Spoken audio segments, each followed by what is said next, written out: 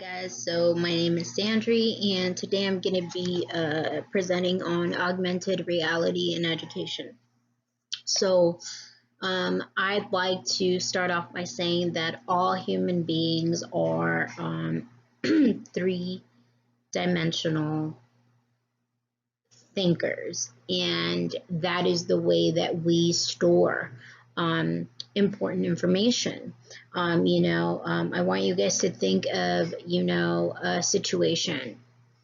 You're in class and you're taking notes on something really, really important. And later on, you have to go back to your notebook and you have to retrieve and look at that information. And you spend several times looking over and over the information. It's your brain's way of trying to create a 3D image, of this information in order for it to be remembered and conceptualized, right? So what is augmented reality? It's a variation of virtual reality, but it's different. It takes computer generated information, right? Such as pictures, audio, video, and it overlays them over in a real-time environment. Let's say, for example, this little brain I have right here, which you're able to virtually move, right? If I was giving a class on, biobases or whatever, and I needed to show you guys the way the brain works, then I'd be able to, maybe possibly create, a augmented, reality of a brain here, and I'd be able to move it around and zoom into it and zoom out of it and be able to show you, either, remotely or in person, what that would look like, right? So it's a visual and sometimes, actually mostly, interactive experience in the real world environment. It's used to enhance all five senses, but mostly known for enhancing visual senses, right? It can be, the user can see the real world with virtual objects put on top of their real world. So a good example of this is Pokemon Go. Right? You have people at the beach catching Pikachu and I don't know who else, right? And it doesn't take them away from the beach, right? They're at the beach and you can see the beach within their screen, right? But it adds Pikachu to the screen, right? So it enhances their reality rather than replacing it. It is a blend of synthetic and completely real experience, right? It's also can be used to remove the real world information, not just add to it. It allows for information to be presented visually that the user would not otherwise be able to detect. Let's say we were giving a class on, I don't know, multiculturalism, and we needed to visit India for whatever reason. We can't all go to India, right? So we can access India through the form of augmented reality, right? We can see people, we can, see the sites, things like that. And there's a lot of games out there which show, this augmented reality that will give you a good example of what that would feel like. So there's three characteristics of augmented reality and its abilities, right? So it combines real world and virtual information, it's interactive in real time, and it operates and it's used in a 3D environment, right? It gives the user the ability to bring useful material into the visual spectrum that's within their real environment. It is a highly captivating combination of technologies with virtually endless collections of technology-assisted experiences. It is a developing technology. It's a field of research at this time. It's the vision for the future, and it's really big in commercial and advertisement industries at this time.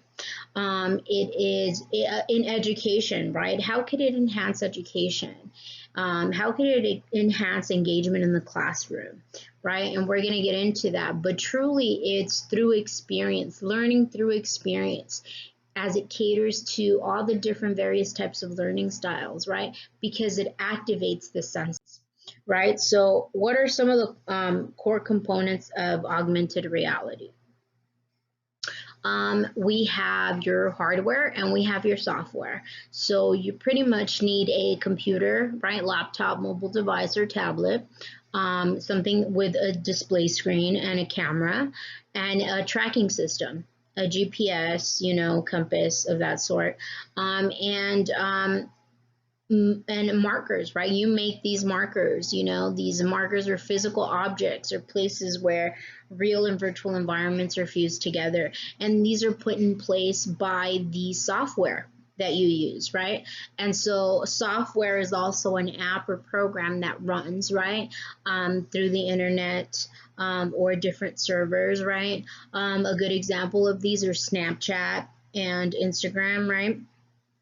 Which, through the use of filters, you're able to manipulate what you look like. And if you want to be a doggy or you want to be a cat or, whatever it is, you're able to do that through the means of the software, right? So these markers are put in place to, identify what parts of your face, could be enhanced or augmented through the use of their filters, right? And this is a requirement for both mobile and computers. So the use of augmented reality in education. Technology in general is changing education in various ways, right? There is so much information available, right? You can access any part of the world and pretty much all information, right? A lot of information through the click of a mouse, right? Especially if you're really good Google searcher, right? It's so critical. Technology is so critical in these times. We live in a digital world, right? For remote and online learning. So it's very important for education. AR appeals to the education approach because students can learn most when they are in control of their own learning. In a real augmented environment. The use of AR in education can help the student manipulate. I'm sorry, I thought I stopped it. Sorry, guys. It could help the student manipulate virtual objects or the representation of real objects that would otherwise be impossible to hold, as well as manipulate. With AR, there are no real mistakes, only various degrees of learning experiences, according to Kipper and Rampolla. Right? So how does it enhance education? Well, it allows you to create, visualize, and manipulate objects in your real environment. It provides better knowledge about reality when you're not in a live classroom. It provides a hybrid environment where students can interact in real time. Students, mostly all students, right, at this time have access to desktops, cell phones, tablets, laptops, so it's easy access, right? And it optimizes learning in different ways. Mostly I said it before, through experience. Your learning happens through the exploration of, these objects and things like that. It can improve comprehension and increase motivation for learning because it augments our senses, right? So if we're visual learners, we're auditive learners, right? We're kinesthetic learners. You're able to manipulate objects in your reality, right? So it really enhances our perception of what reality is like. Right? So what are some of the examples? This is my little therapy office that I created, my 3D office. And you're able to, in the slide, manipulate and move the objects around and things like that. So some of the examples of augmented reality are HP Reveal, right? Where this program allows you to make any image scannable with the device, right? And associate actions to take, for the images to take. You can display a movie, shows, audio, etc. There's also CoSpades, EDU. It allows you to, create an app for students, right? Where with 3D objects and animate them with codes. You can explore creations, in both VR and AR models. And this is just a list, to go on of stuff. I added down here Snapchat because that's one of the ones that I use to create my examples of augmented reality, at the end of the presentation, if you guys want to click on those. And limitations of augmented reality, right? So there's technical and social limitations. On the technical side, you have recognition issues, right? So what does that mean? That means that the virtual, data is not registering with the real life experience, right? Information. And so what happens is when those two things don't align, then you get I'm going to give you guys an example. You're taking a picture with a filter on Snapchat or whatever, and you're taking, let's say, the one with the little ears and the doggy nose, and you move a certain way, and all of a sudden a doggy ear is like coming out of your nose, right? And that's because those two things are not aligned, and so it affects the illusion of reality that you're trying to create, right? So another technical limitation is that the device cannot work, right? Or the display might be too small. You're trying to manipulate these objects, and you're able to kind of, you're not able to fully see them, or they're cutting off because the screen is too small, things of that sort. There's also server and electronic or mechanical problems, like there is with any type of technology. And then we have your social limitations, right? So we have what we call sensory accuracy, and that pretty much applies to mobile forms of augmented reality. And what this means is pretty much your tracking technologies, right?